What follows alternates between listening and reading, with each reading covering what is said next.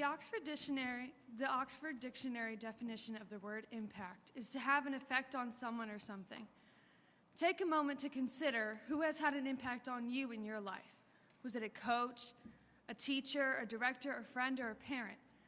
We all have the potential to impact one another ways we may not even realize, but impact has the potential to be a lifetime effect. An impact doesn't have to be positive. Sometimes even a small moment or event can appear negative, but with the right perspective become positive. For example, maybe you study really hard for a test to prepare the best that you can, but you don't get the grade that you thought you deserved.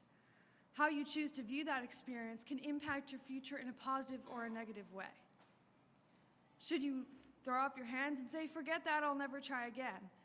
Or would it be better to talk to your teacher about what you could have done better to prepare? Impact can have a lifelong effect on someone and their perspective in general or about a specific situation. You might not know it, but you might have already impacted someone. Doing the right thing for someone or something when no one is watching directly relates to impact, because how you choose to act in a moment in time can influence or change the direction that you take from that moment, as well as directly impact those around you. Impacts have always meant that someone I looked up to described something to me in a way that made me feel and understand the subject and changed the way I thought about it from that day forward. For example, when I was in first grade, at Friday Night Lights that year, I came up to an 8th grade student, Malcolm at the time, who had lost the game, and I told him he did a great job. At that time, I didn't understand the importance of passion, failure, or getting up and trying again.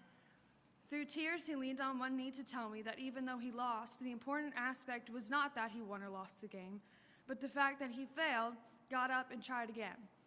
I remember this every time I don't do well in a test or don't get the role I want. This is a great example of impact because it shows how the situation was negative, but then 7 years later, the impact is one of the greatest lessons for everyday life.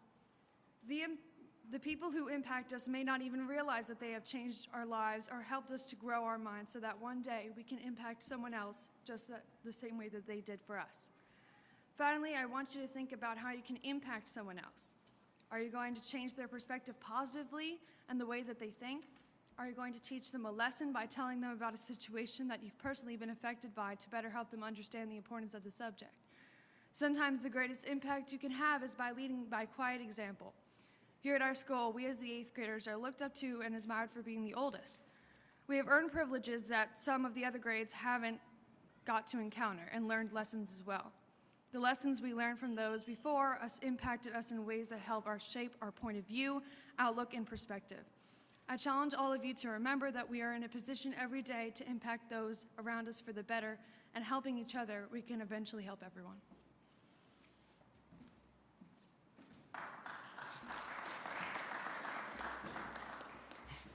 Hi, my name is Jackson Ballot, and I'm going to be talking to you about respect. Now, I know a lot of you know what this word means. You may say it's showing admiration, affection, regard, or even dignity. Yes, those words describe how to show respect, but what really is respect? My first point is respect is the secret ingredient to successful teams.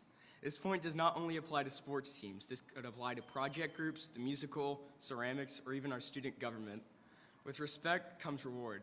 Our sports teams could have amazing records, your group could get a good grade on the project, the musical could be flawless, ceramics could make some amazing pieces, and the student government could do more for all of you. Now, throughout most people's childhood, you've probably been told to show respect to elders, teachers, parents, and everyone around you. That is true. But what I'm going to talk about is how to do that. Respect can be shown in many different ways. Respect is shown in schools, homes, sports, and many more. In sports, many people know that you shake the opponent's hand or say good game after the game is over. That is a sign of respect. That is not the only way respect is shown in sports, though. Respect is shown after complimenting a teammate or opponent, listening to your coach, or even playing by the rules. Playing by the rules shows that you respect the game itself. Now, some of you may be asking, why should I show respect when others don't show me any? This question leads me to my final point. If you give respect, you will get respect.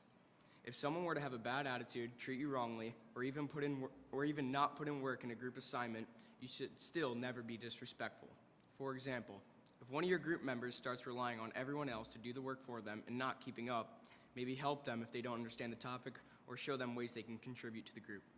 Just because someone annoys you or frustrates you in a group doesn't make it okay to stop respecting them. Thank you.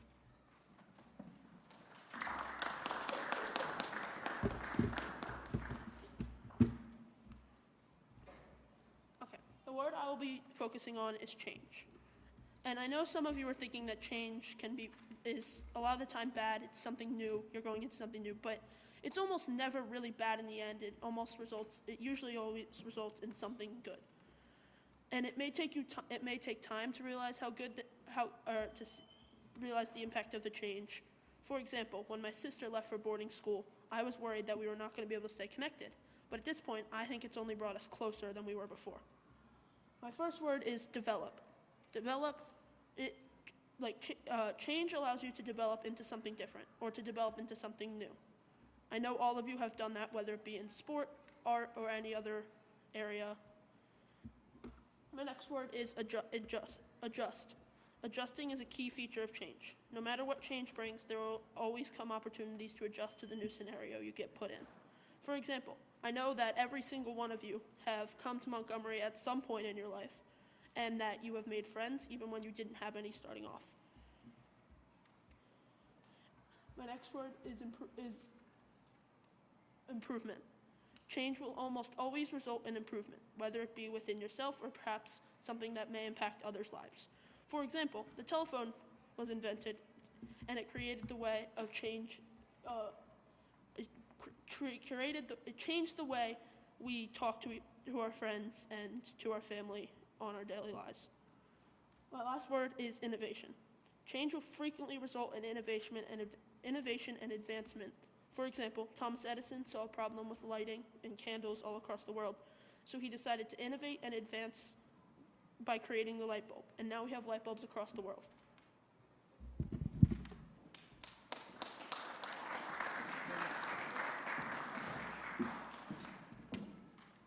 Hello, I'm Simone and one of the 8th grade class representatives. I would like to talk to you about leadership.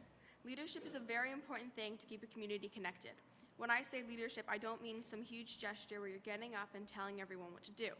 Leadership can take many forms. The one that I think is most important to a community is to lead by example. This is very easy to do. All you need to do is be a good person and kind to others, and people will follow. Because if no one is willing to lead, then no one will follow. Ways to lead by example are for the most part very simple, such as holding a door for someone who you may not know, washing the dishes for your parents, and many more. No matter what you do, it has an impact on your community. I'm not here to tell you to do everything for every other person. I'm just saying that if you were to lead by example, then that would really help the community and yourself.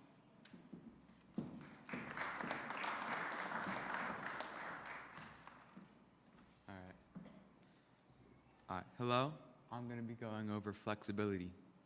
So what really is flexibility?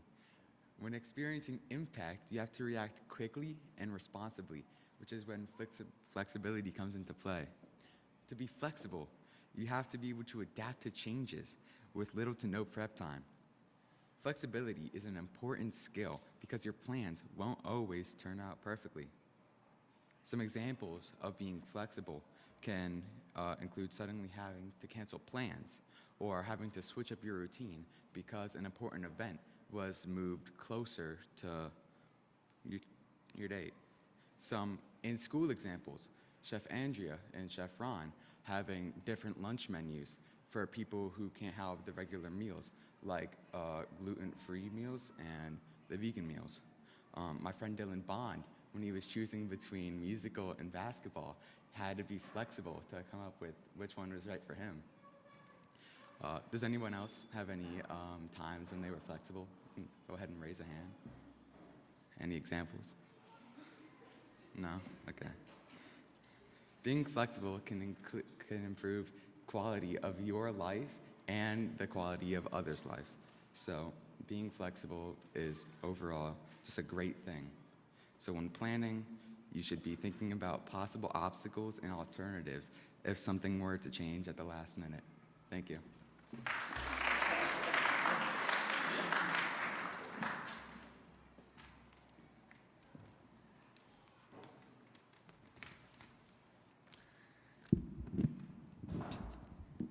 I assume you all know who Jalen Hurts is, but if you don't, he is the quarterback for the Philadelphia Eagles, and he is really good at his job. However, he would never have gotten to where he is today if he didn't have passion. Passion is a combination of these 4 words: commitment, happiness, persistence, and inspiration. Without these, it is difficult to have a passion for something. If you have a passion for something, you will need to commit to it. The level on which you do that, though, is up to you. You need to spend time and effort on your passion, and you have to always be working hard to better yourself and your skills. Then, there's happiness. Without happiness, there's no reason to pursue your passion. You can name any celebrity or anyone good at what they do, and they are most likely happy. Jalen Hurts was inspired by the one and only Kobe Bryant. Jalen said that he looked up to Kobe in his competitiveness, and that he was watching games and footage of him all throughout quarantine in 2020. Lastly, there's persistence. Kobe Bryant, Jalen's role model, was known for a plethora of achievements. But he was also known for his mentality, the Mamba mentality. This was an idea that you are never your best self. You could be good, great even, but you can always be better. Someone who truly has a passion for something will know that there's always room for improvement and that nothing is and nobody is yet perfect. These 4 traits can tie into other people's passions too. If you commit to something, you will show others that it is possible, no matter what they are trying to do. You will give others faith and confidence, and you might not even know it. This will bring joy too, as you will see how far you've come, and others will see how far they can go.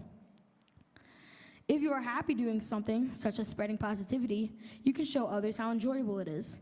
This may spark happiness in other people, as they might be having a tough time getting along with their passion. Showing happiness is the best and easiest way to give and multiply it. Persisting will do this too. If you persist at your passion, you will motivate others to do the same. You could be the cause of hundreds of other passions being found just because you worked really hard at yours. Lastly, inspiration. You can inspire others to do whatever they want because they will know that they can, as long as you follow the other 3 attributes. Think about who your role models are and how they commit to their passion, how happy they are, how they persist, and how they inspire and impact you, your community, and the whole world.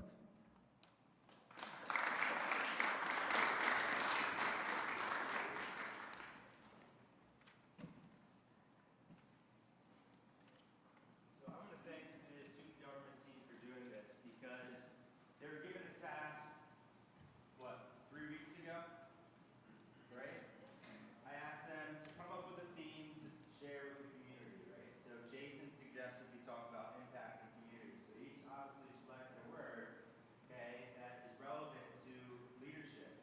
And sometimes, we think about leadership like the president, or we think about leadership like Mr. B, who's the principal of the middle school, right? Or sometimes we think about planning all these fun events like Spirit Week, Friday Night Lights, like the socials that have happened or are coming up, right? Sometimes, just like Simone said, it is leading by example. So I want to shout out, all right, and give an extra thank you to you for leading by example, for stepping outside your comfort zone and sharing, right, some of your thoughts around flexibility, right, impact, community, leadership, respect, all right, and the rest. So thank you for that. So let's give another round of applause real quick.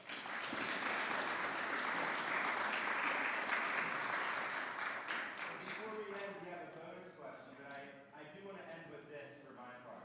Right? Just like Mr. Worthy said, we have a certain amount of number, right, of days left. Let's finish strong. Let's think about what student government just shared with us, and let's finish the fiscal year, if you will, all right, strong, fast, and do what we need to do.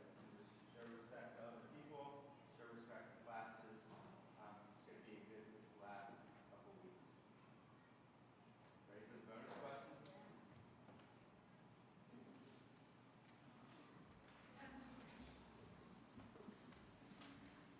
So, we have a math question up on the board. And if you guys can figure it out, going left to right, no order of operations, Mr. A, right? Can you find the relevance of the 2 answers to those equations? Raise your hand when you get it.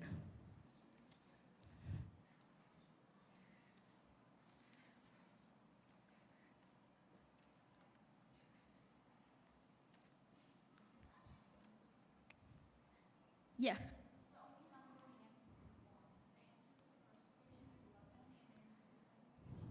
Cool. So it's 11 and 1. Now, what else is 11 and 1?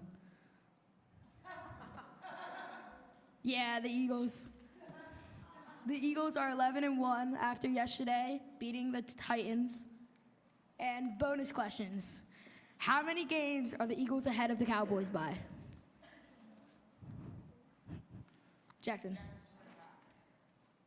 It's 2, but you were close. Two and a half? Okay. Oh, okay. Well, yeah, it's 2.